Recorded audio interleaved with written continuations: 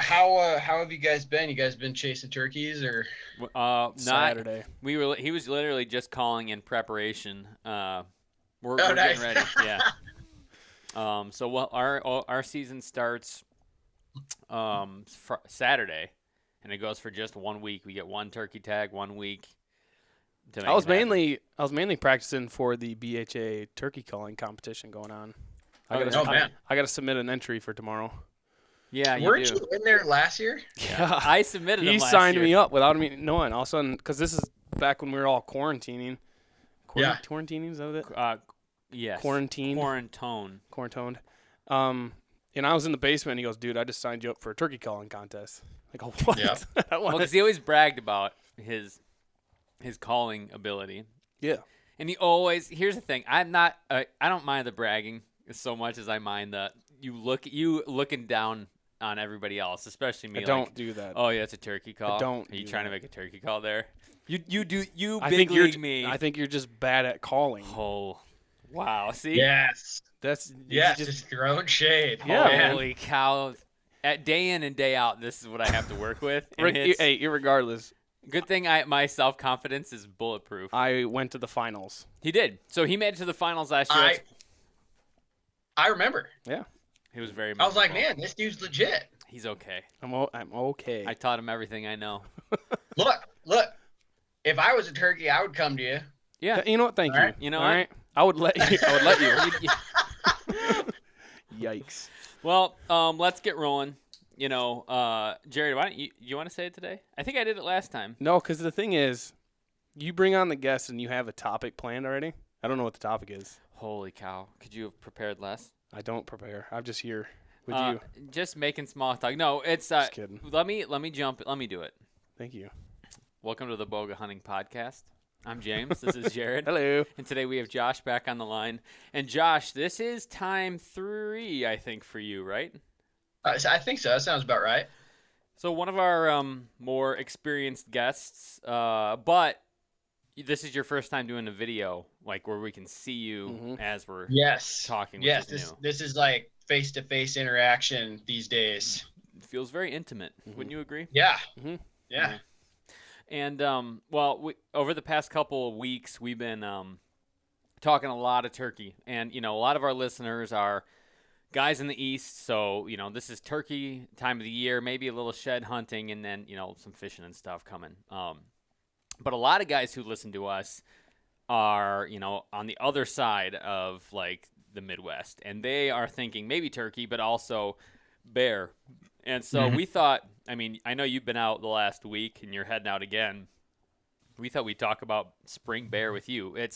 What I wanted to talk about especially is, coming at it from Jared and my perspective, we have no experience. And so we've been talking about maybe in the next year or so headed out west. And so I wanted to walk with you, just kind of like, guys like us, how would you approach going west for a spring bear hunt? And maybe even before we get into that, like why you should do that? Why is that something worthwhile doing? So a lot of people say, turkey hunting's like elk hunting. Because of the calling. We've had the stuff. debate. Many people have weighed in on that in this podcast. Yeah. There's a lot less meat on a turkey than there is an elk.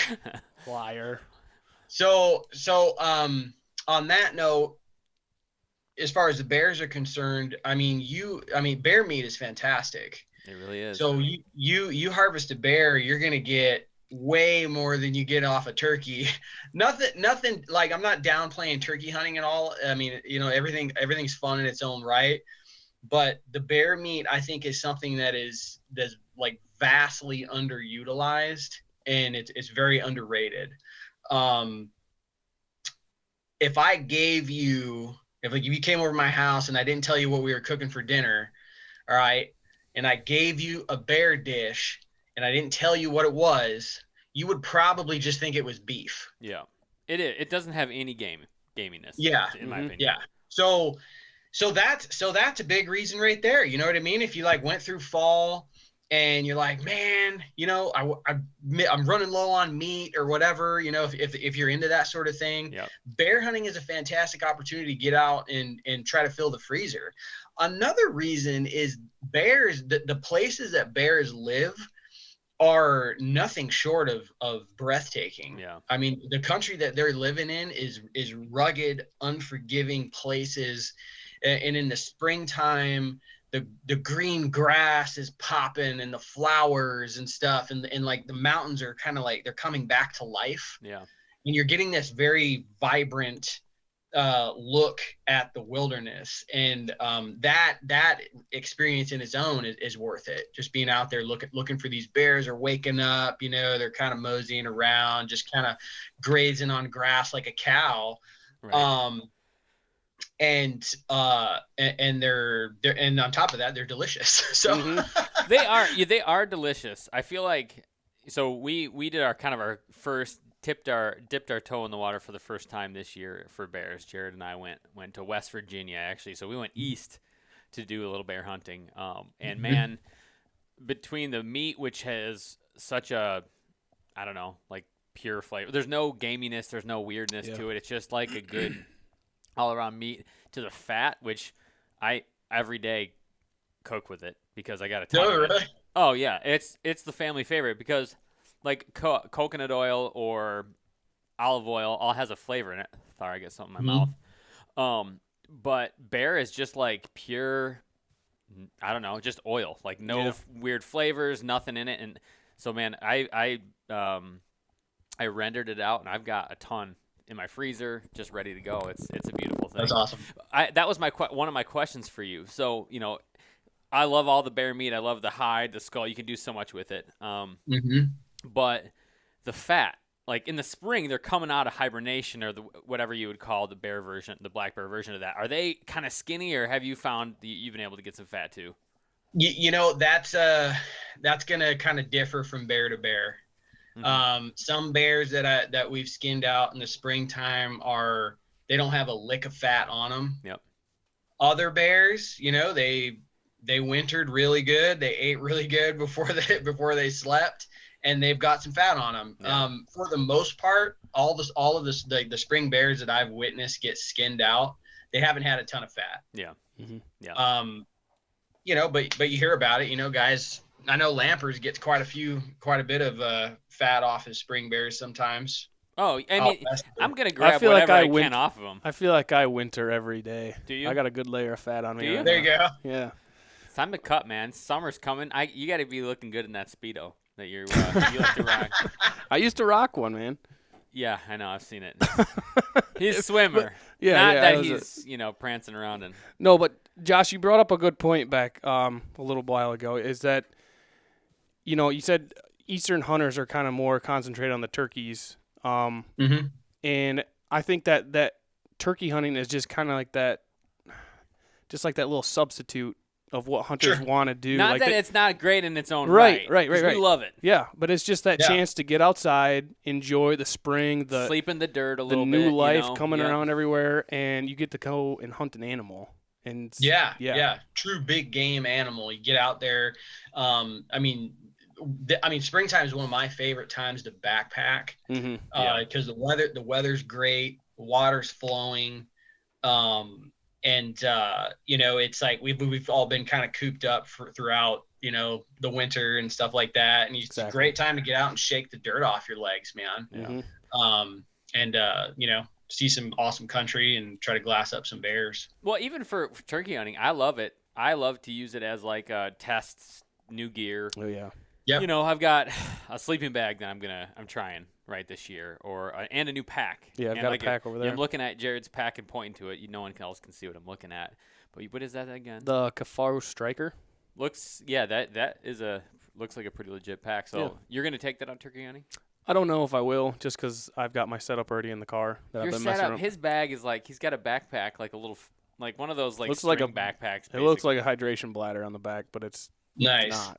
So it holds enough that I need it to, and that's what I'm gonna rock opposed to me, I've got what is mine, like a 32 cubic inch, 3200 cubic inch. And I've got my tripod strapped to the back. Bringing everything clothes. But the kitchen sink. Well, I got my puffy layers for turkey because the morning's always cold. Strap my camera stand because we're filming. I don't know how you're going to do that. Just carry it around like a I've got a side pocket that'll strap in there. Anyways, so let's just bear. Let's stop talking about turkey, man. So bear. Yeah, so I would agree. That's something we've been talking about a lot too. Just turkey's great, but like, man, to chase like a true big game animal in the spring, especially like you said, when things are warm enough, you've been cooped up for a long time, kind of dying for that adventure. Yep. That's a really cool thing. So, you've convinced me. Let's just say it. You already have.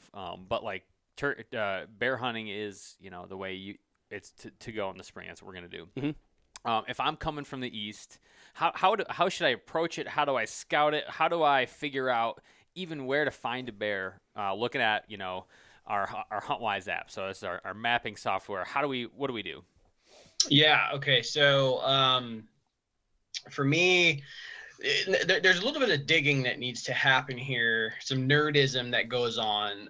So particularly in the springtime when you're dealing with like mountainous terrain, a kind of key stuff you want to pay attention to is the snow line.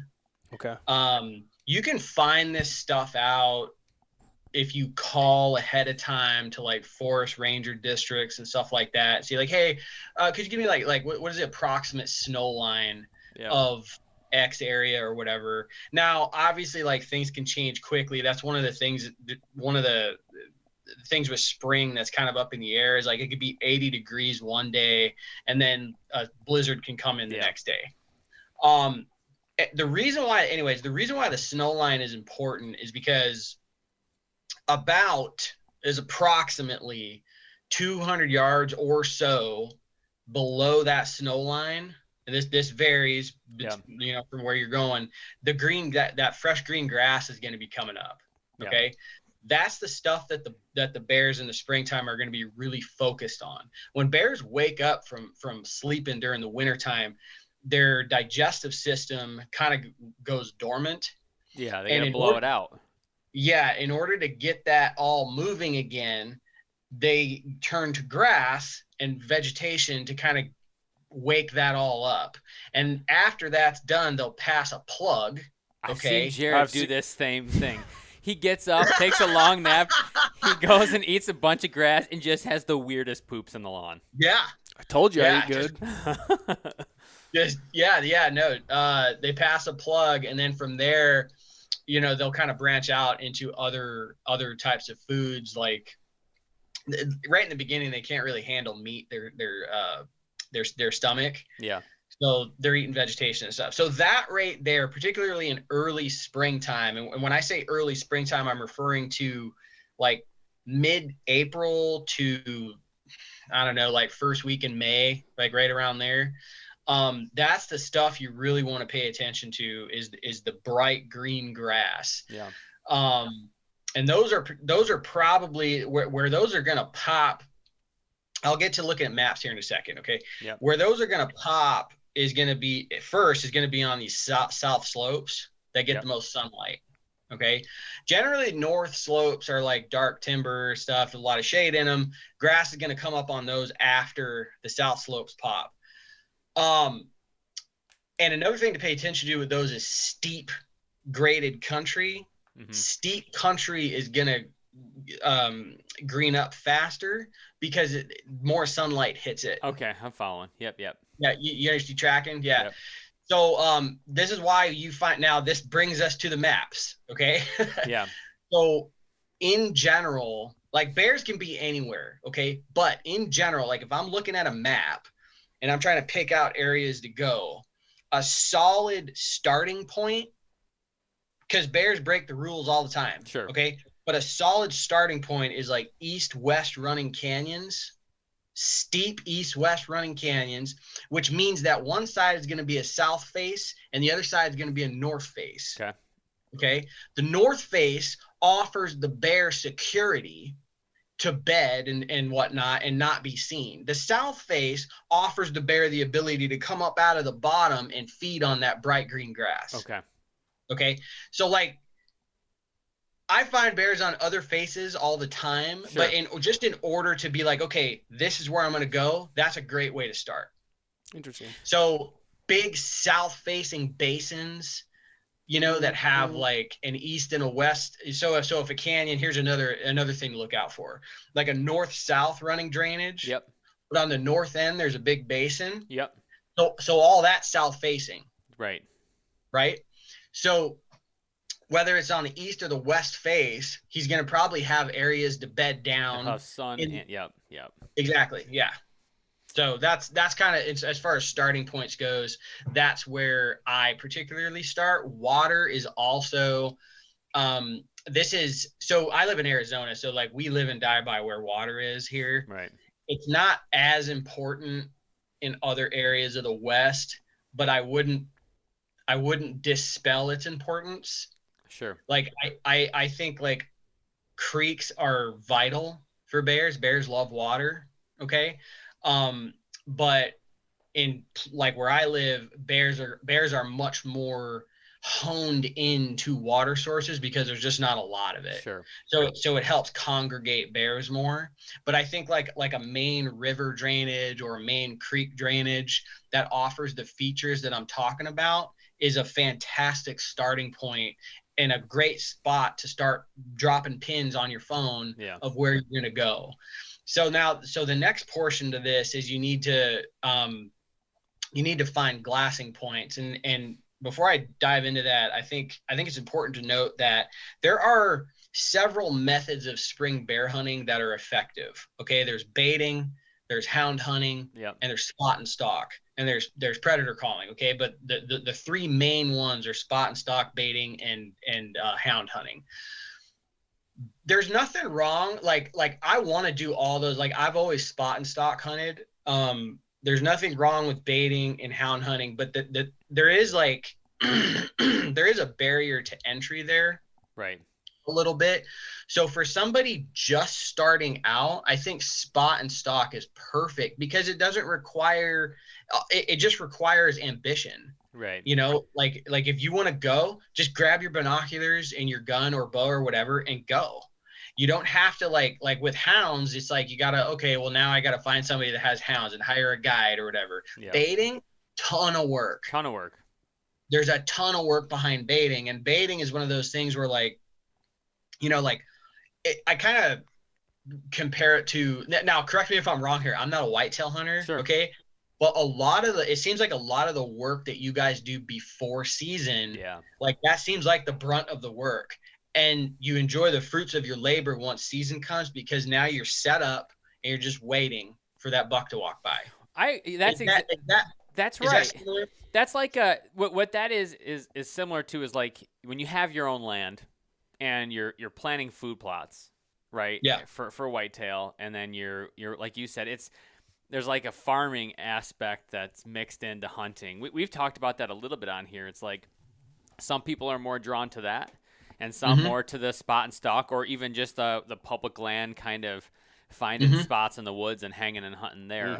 And you know, so that's a great point. That's a good analogy.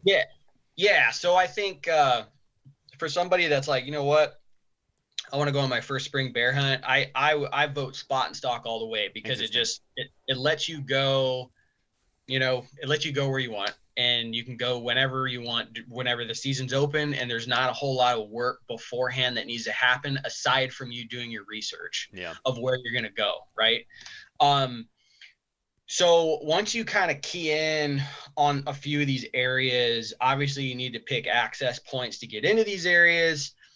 This can be kind of tricky during the early spring in particular because some of these Rocky Mountain states are still experiencing snow. So a lot of the roads might be shut down. So this is another thing that you can call ahead on. Be like, hey, is this road open? I'm like right now planning a hunt to Idaho. Okay. I'm leaving in a couple weeks. I have like several backup plans in terms of access in like varying in elevation. Yeah. If like, cause like I would rather be at the higher elevation because I could start up top and just walk down these big ridges. Okay. But if that's closed off, I have lower access points to go to because I know the snow is not going to be down there. So having backup plans for access, I think, is pretty important. So notate all that stuff, okay? And notate, like, trails that lead into these areas and how you can get into these areas you want to hunt. I think vantage points for bears are everything. Okay. Okay, like picking like a knob to get on where you can look at a ton of country.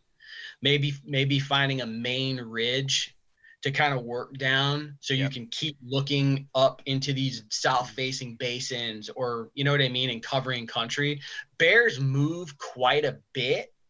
Okay, so somebody once told me like they're like if I look at a because we have these things in the bear world, we call them bear stumps. Yep. Okay, so like they're like, man, if that stump doesn't move in 10 seconds, it's probably not there. They just move around a lot, so unless they're in these really, really dense areas, they're fairly easy to spot with the glass. It's not like glassing coos deer where your eyes are bleeding out of your skull trying to pick up a coos deer. Right. So you can cover country. That's what I'm getting at. You can cover country, like sit in this spot for an hour. Okay, nothing. Let me move down the ridge. Sit in this spot for an hour. Nothing. Move down the ridge, and keep doing that all day long. And for me, what I've noticed is spring bears. I spot spring bears at all hours of the day. Okay. It's unlike like in the fall. Most of the time with that it's a very early in the morning, last light deal.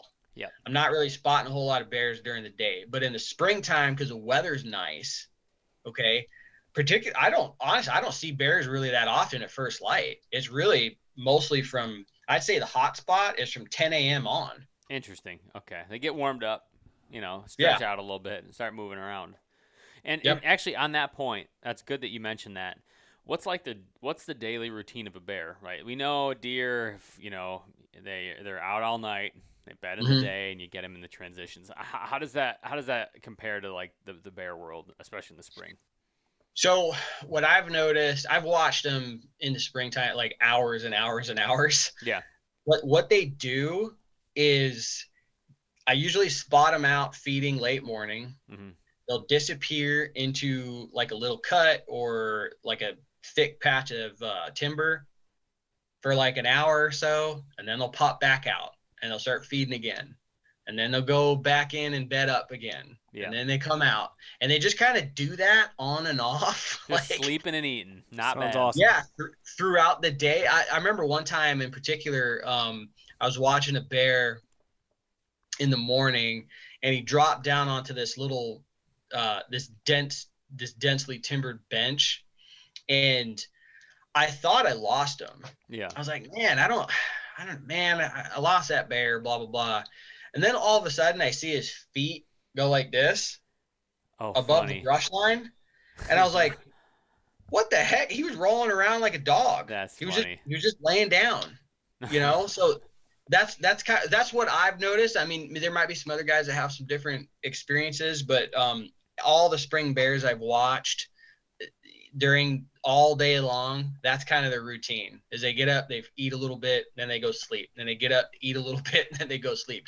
This is going to vary as the spring season progresses, though. Yeah. Okay. So as you get later in the spring season, you're going to start coming upon the rut.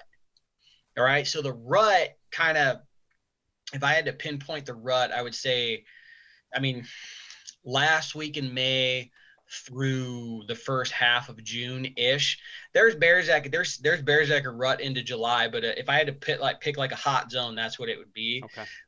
During that time, it is, in my opinion, it's very similar to hunting deer during the rut. Really? Okay. Because the bucks, okay, like for bucks, what are they doing? Just cruising for chicks. Exactly.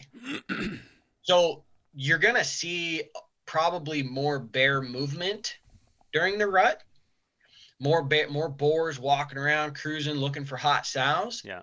But locking that boar down and being able to make a play on him is a lot more difficult during the rut because he's not patternable. Because they're just all over the place. By the way, Hot Sows, nickname. That's the name of my band in high school, the Hot Sows. People either loved us or they hated us, or they thought we were okay.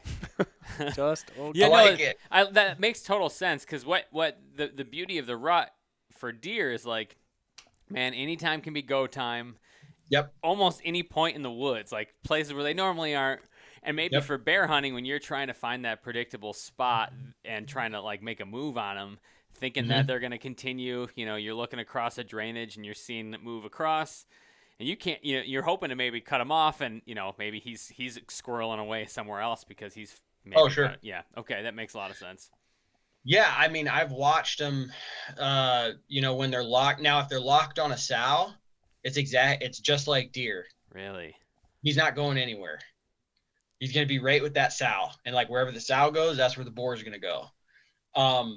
And I've killed bears like that before, like being like, okay, I once shot a bear with my bow that was mating a sow. You got him in the act? Did you let him finish? No, I did. Oh, I did. Say. I did, but it wasn't. It honestly wasn't by choice. It was because I didn't have a shot while he was doing his business. Hey, good on you. Wait, Jared. Okay, let's just stop there a minute. So you're saying you're out.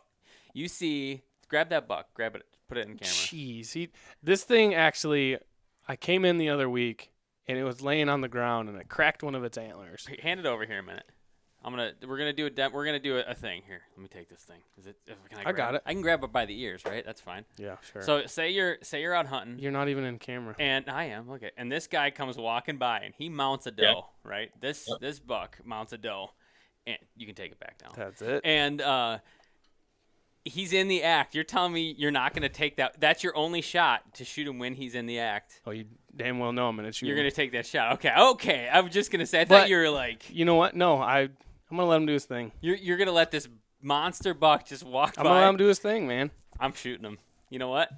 Because at that point, he doesn't care if he's getting shot or not. At that point, he's as happy as he's ever going to be. You know what? At that point, he's the shooter. Yeah, that's right. Dude. Yes. Yeah. Okay, sorry. So the Rutting Bears, keep going. I didn't want to interrupt. Yeah. Sorry. Okay, so let me back up a little bit. Like, let me clarify what I'm talking about here. What I mean by they're more predictable during that earlier point in the season is if you see a bear feeding in a small patch of grass, early, late April, something like that, he's not rutting. If you can't get to that bear that evening because of maybe he's too far away or something, something, I put money down. If you go over there the next day, you're going to see that bear again. Okay. So that's what I'm talking about. We saw that bear in the bottom of this drainage. He was feeding on grass. He's probably not going far. Let's go and get closer, get set up on him. You're going to be able to do that a lot easier during that earlier springtime period than you are during the rut. Yeah. During the rut, you see a boar and you have a play, just make the play. Just go. Like, don't wait on him. Just go. Don't wait for him to propose to you. Okay. Don't Jared foot around. Like, go right after him. Yes. Me? Yeah, Jared foot. Because I'm replacing your name. Never mind. Okay. Yeah. I think See we what get I did there? bold. Yeah. So just make a play and don't monkey around during the rut. So okay. So, and you're mostly bow hunting, correct? I dabble, man. I in Idaho. I'm taking both a rifle and a bow. Yeah. I have 2 tags over there. I'm going to come back to Arizona and probably use a bow. If I don't shoot anything during the springtime, I'll probably get the rifle out for the fall. Yeah. You know what I mean? Bears are really the only. I don't have anything against rifle hunting, but like bears are really the only animal that I ever usually pick up a rifle for. Yeah. Just how it goes here. And I think that's because we, like in Arizona particularly, we just don't have a lot of bears here. Yeah. We're not crawling with bears. There's not.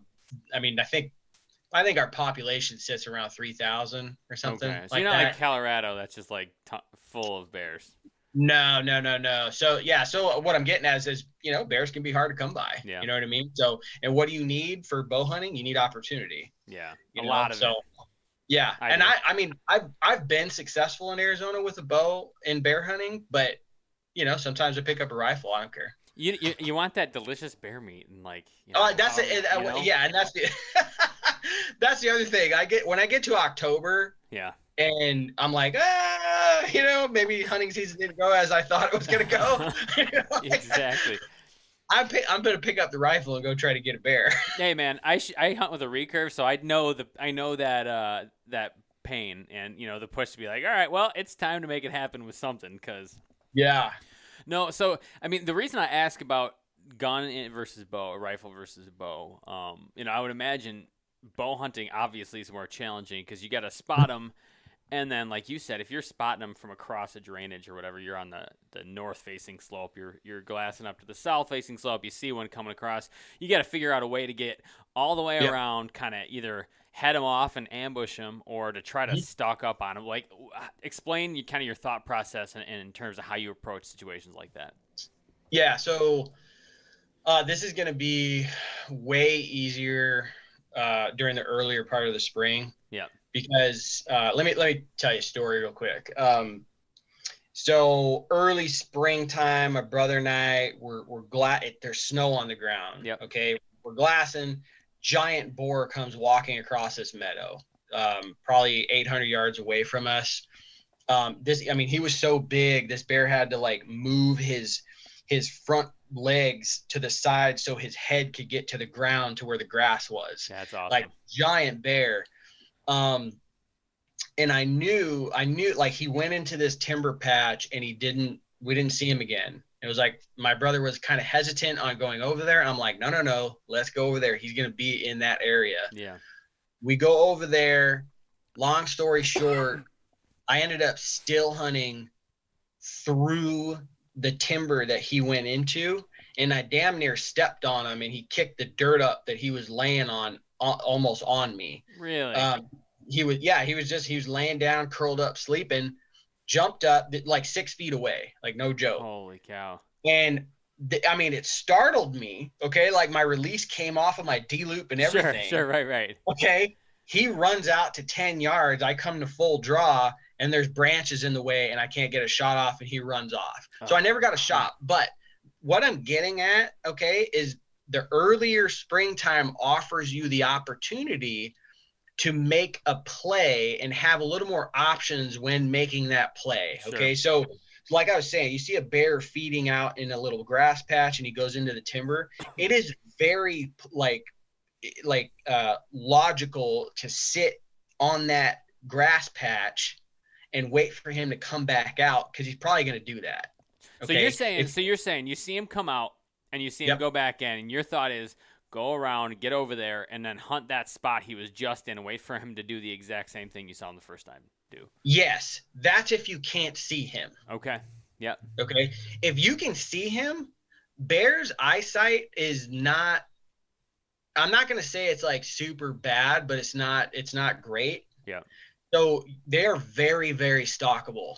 Okay. So they get so keyed in on their food that it offers a fantastic opportunity to sneak right in on them and get within that 50, 40 yards, whatever, for a shot. And that's what you need as a bow hunter, right? Yeah. Like, you need opportunity, and that's a great opportunity.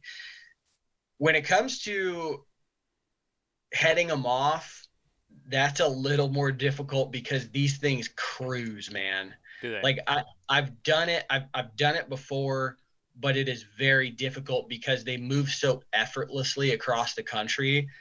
I mean, they can cover a lot of country in a short amount of time. You know what I mean? So, what I look for when I'm doing stuff like that, like, bluffs are awesome. I see bears feeding along bluffs. Bluffs are the base of bluffs is a fantastic spot to find grass as well. Okay. Because that rock acts as a heater. Okay. That's oftentimes where another place where grass will come up earlier is right on the base of bluffs. Yep. Okay. If you got that bear feeding on that bluff and you go around and get on that top of that bluff, he's going to be right below you. Okay. Yep. If he's feeding. So that's a great opportunity to get in on a bear. So a lot of this is just knowing what bears are going to do. You know, bears oftentimes travel canyon bottoms. So I will oftentimes ahead of time look for these little outcroppings that'll offer me like a straight down shot into the bottom of a canyon. Yep. Okay. It's sort of like tree stand hunting. Sure. But you're mobile, yep. right? Like, oh man, you see a bear coming down the bottom of this canyon. Oh, I know over here, I got this bluff over here that I can get on top of. That's a great opportunity to head that bear off and try to get a shot at him, right? Yeah. But in a perfect world, you get a bear and he's keyed in on grass. That's your opportunity, man. Get in there, get the wind right. The wind is like the end all be all with these things because their sense of smell is absolutely off the charts amazing. So I've had bears look through me. Sure. Okay. But their nose, you're never going to mess with their nose. You're not going to fool it. Okay. So just keep that. They got pretty good hearing too, but it's the nose. And that's the thing that gives it away, yeah. right? I mean, you know, I was going to make a joke about girls looking through you, but still smelling you. But I decided not to because I'm mature. No, that makes a whole lot of sense. So you're, when you're heading out, are you, you're camping out there? And for people who maybe don't know why I know this, like check out Josh's, Instagram and his articles and stuff. There's a lot of him out in the backcountry doing some pretty cool stuff. But it sounds like you do a lot of backcountry stuff. You're camping out there. How close is your camp to your glassing spot? Like how worried are you about blowing the canyon out that you're hunting over or whatever? How are you approaching that? The spot that I was just in, I just got back from a hunt. We were glassing like 75 yards away from our tents. Okay.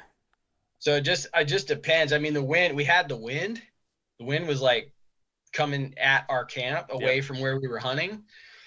But in general, man, I don't like it. It really depends on how big the country is that you're looking at. Like if you're just hunting this itty bitty canyon, like obviously I wouldn't want to be camping that close to it if my wind was blowing into it. Sure. Right. I'm going to pick a different camp spot. But if you're glassing for miles around you, honestly, I don't really pay too much attention to it, man. Yeah. Yeah, that's interesting. So, yeah, because I like in steep country in particular, you're very limited on where you can camp. Right, that's why I asked. Like, I mean, otherwise it's going to be like sometimes it can be a huge thing to try to, if you're trying to stay away from your hunting spot, just to get there in the morning, you know, trying to separate the two could be a huge barrier because it's a long walk in the morning. I mean, you know what I mean? I think like a safe distance, like put like a 20, if you're like super worried about it, put a 20 to 30 minute walk in between you and your glassing spot. Yeah. And just, you know, head out in the dark, strike off in the dark and be ready in the morning. How before first light are you setting up? Like how early are you set up? That's probably a better way to ask it. So in all honesty, for spring bears, I don't really worry too much about being there before the sun comes up. Okay. That's nice. Fall bears, I'm sitting on a point in the darkness, like probably 30 to 40 minutes before it gets light. Yeah. That's because the hunting window is a lot smaller. Sure. Right. But like here, like I've done the sit in the dark thing in the springtime. I've just never, like from my experience, the earliest I've ever seen a spring bear moving around is 7:30 in the morning. I haven't seen them moving around too much at gray light. So the juice just ain't worth the squeeze at that point. By the way, I'm trying to bring that phrase back. I've been saying it to my wife a lot, and at first she thought it was funny, and now she just rolls her eyes. But like, you know, in your week, feel free to use that. The juice just ain't worth the squeeze. Yeah, but it's true. It's like no. No. Well, it's like it's funny though. The reason I ask, and I thought maybe you'd say that. I feel like the new guy that's maybe new to bear hunting wants to get, you know, you can't shoot them from the couch. You got to get out there, you know, go. Sure. And the longer you do it, the wiser you get, you know, maybe the more selective and smart you are in terms of just rest. Like something that you can attest to, I'm not entirely good at when we go. It's like, I'm ready to go. I hardly sleep. When we go on a hunting trip, I hardly sleep. I'm just too excited, even at night. Yeah. Even if it's a week, 2 weeks long, I'm just higher than a kite the whole time, proverbially speaking. There is like I do want to point out, like I said earlier in the podcast, like bears break the rules all the time. Yeah. That's something that you need to keep in mind here. There's a lot of stuff that goes around in bear hunting that, like particularly springtime. Oh, the evenings are the only good time to hunt bears, and that, I mean, that's not true. Yeah. So if it makes you comfortable to be sitting there in the dark before the sun comes up, then do it. Sure. Right? Like you gotta hunt how you want to hunt. It's just like, but me personally, I don't stress out too much about being there in the dark in the springtime. Right. Yeah. You do you. Yeah. That's right. Yeah, that's right. Yeah. Yeah. No, even you hear, like, even pulling it back to turkeys. Sometimes, like, some of the old timer guys will actually wait, and they'll just kind of go for that 10:30 time slot where everybody comes in, and that's when they'll go out. They'll wake up, eat breakfast real slow, and find a lot of success because those birds pick back up again. And so there's more than one ways to skin a cat. God, our phrases tonight are I just know. on point. But sometimes the juice just ain't worth the squeeze. So. Oh! it's really a catch-22 at that point. Oh my gosh. No, I like that. That it's something we've talked about a lot. It's something that, we're certainly kind of working on planning in the near future. And so, I'm like thinking, whose brain do I pick? And man, after reading all your articles and following you on Instagram, I mean, I figured you'd be the guy to talk to. What do you so you mentioned Idaho, and you mentioned you've been hunting a little bit in Arizona so far this year. What's your spring look like? What's your year look like? We haven't caught up in a while, so I got to ask. Oh yeah. No, I want to hear about what you guys got planned too. So yeah, I just got back from a short little rip, like 4 days, here in Arizona. We turned up a big sow and a cub. Now we're kind of around their den. Didn't turn up any other bears though. I'm going to Idaho the end of the month, and I'll be there for 10 days, and I have 2 bear tags there. Super excited about that. That out of all the stuff that I have planned this year, that is the hunt that I think I'm the most excited about.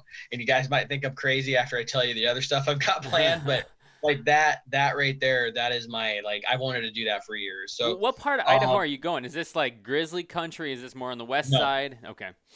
No, not grizzly country. North Idaho. Okay. Yeah. And then so after that, I'm gonna come back here and hopefully do spring bear in Arizona again. This is all kind of up in the air though. Like we have sow quota limits here. Okay. So each unit that we have has a sow quota limit. When that limit is reached, that unit will shut down to bear hunting. Gotcha. Right. So it makes it kind of hard to plan bear hunts in Arizona. And I've had guys in the past be like, oh, I want to come out there first week in June. I'm like, you know what? That's a great time to be out. But I don't know if you're going to be able to hunt during that time. Right. So, anyways, after that, dude, I'm going to Utah for high country mule deer in August. I have an early archery elk tag in Idaho I'm going to be there like last half of September. Yep. I've got a late archery elk tag here in Arizona in middle of November. I'm doing Wisconsin whitetail. Wait, Wisconsin? Well, you're coming to our neck of the woods to experience. Yeah. What? Explain. What brings you this far north and east? Yeah, no. So I have a good friend of mine moved to Milwaukee. Okay.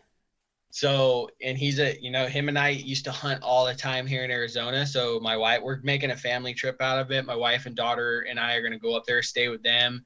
And he hunts like 20 minutes from his house up there. Beautiful. And he's sent me photos like all year long about just all these deer all over the place. So I'm excited. I've never even seen a real white-tailed deer. So I'm pretty excited. Wisconsin's awesome for it. Mm-hmm. Wisconsin's a magical place. I'm wearing a Bears shirt, and I'm still saying that Wisconsin's cool. The land. Nice. The land is cool. The people and the football team. Not so much. But seriously, like tags are awesome. Especially your first year, it's like half off. It's like $75 to hunt for non-res. Is that what it was for a non-resident, which is ridiculously cheap. Unbelievable. That sounds like a blast. Yeah, and then if the Arizona bear thing falls through, in the springtime, I'm probably gonna go up to Montana late May, early June. Sure. For bear there. Awesome. That's a great year. Mm-hmm. I'm excited. What about you guys? Well, we got the turkey season coming up. Yep. Our annual turkey camp, which we're going to be camping out, and hopefully at least we'll get some ramps, which are the wild onions or leeks or whatever. Wild leeks. Wild leeks. So like at very least we'll come home with some sort of food, and you know I'm going to bring my my frame pack just to hold all the leeks that I'm going to be harvesting out there. For people who don't know what ramps are, yeah, it's explain like it. It's called a wild leek, right? But it's a green leafy plant. You've probably seen them growing back in the woods or behind your house. They are like the perfect combination between a garlic and an onion. Very mild, right? It's nice. Yeah. So they're small stalk bulbs, probably about the size of your pinky that you can. The good ones are. Yep, you can cut down. I'll usually chop them up and put them in like fried eggs. Yeah, I was just gonna say an omelet. Fantastic. You can make ramp butter out of it. So you kind of saute it in the butter and it turns real green, and then you freeze it and you can chunk it up and put it in whatever. Yep. It's really good, and a lot of people get a big kick out of them. They're like, if you go for ramps, you're usually associated with like morel hunters. Yeah, they're like the forager types, right? And actually, you take some ramps, some morels, and you throw some wild turkey meat in there. That was a good. Sorry. That was one of our finest. I think probably might be our finest or my most memorable meal we've had. That was a good one. It was just everything from the woods, just a little oil and a little salt. Mm-hmm. So yeah, we'll be doing the turkey hunt. I think I'm gonna do a fall bear hunt up in the northern part of the UP, up in Keweenaw, trying to find kind of the right person to go with. I'll do a baited hunt for that, just because we did dogs last year. I want to try the baited thing, and that's why I wanted to ask you about spot and stock, because that would be the third way to do it. I got hooked on bears. Yeah, very excited to do it again. Then we'll do our typical whitetail thing. I'm in the process of moving right now, and the place that I'm moving to has a lot of land. So a lot of my time this year is going to be spent picking apart a lot of spots that are only accessible via like kayak. And so lots of water travel, which I'm really, actually, I got to show you some spots that I'm looking at. I might need another set of eyes on that. And it's true. It's just a lot, and it's kind of a complicated little piece of area. And then Jared and I are going to hunt an island out in Lake Michigan, northern Lake Michigan. So North Manitou. It's not a huge secret. Old deer. It's like very few people hunt it. Usually it's a once. What the most people do is you go out once a year. It's this week-long hunt. That's like first week of November. And the thing is, like, you come with rifle, muzzleloader, shotgun bow, and your state tags don't apply for that week.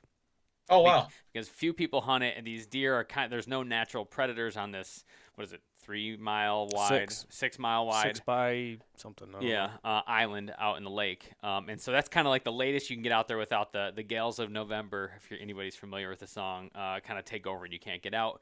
But our plan this year is to go a little earlier, where we'll just bow hunt late October there, and then probably home for the rut. I think we're looking at maybe some potential out of state, maybe Ohio or Indiana or Wisconsin or something at some point in the year too. So just hunting around, trying to find new spots. I know you've got some spots you've been scouting down by your house, and so very excited for this year. It's gonna be a good one.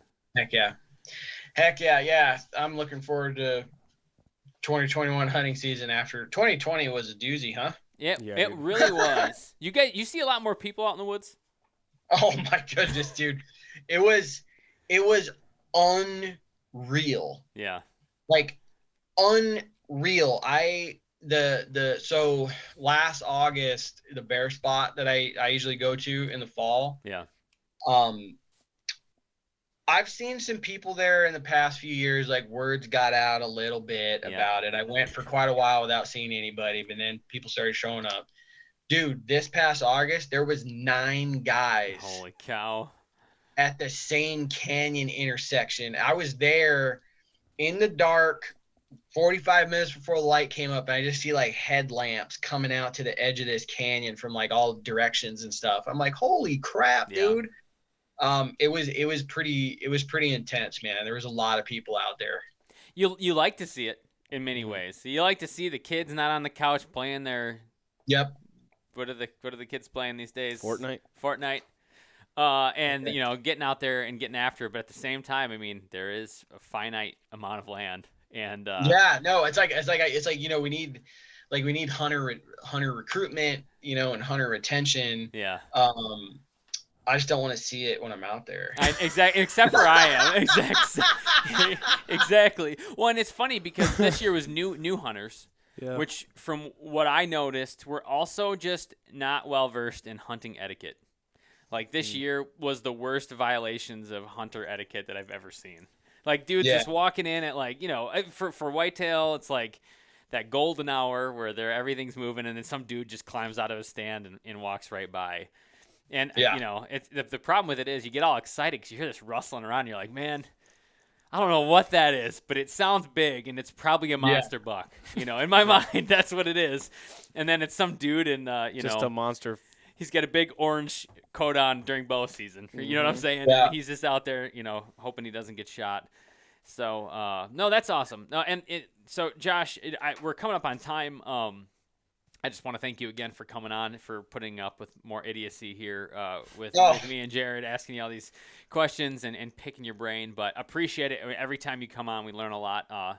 But I would be remiss if I didn't point listeners toward your content because if anybody follows you, they know. I mean, you write some fantastic articles. Your photography is great, and like any information you want to know about bow hunting, especially out in the West region, you're the guy. Where can people find that information? Mm-hmm. Yeah, man. So I do quite a bit of freelancing for Go Hunt. So you can find a lot of my articles on GoHunt.com. Just search my name. I have a website, dialedinhunter.com.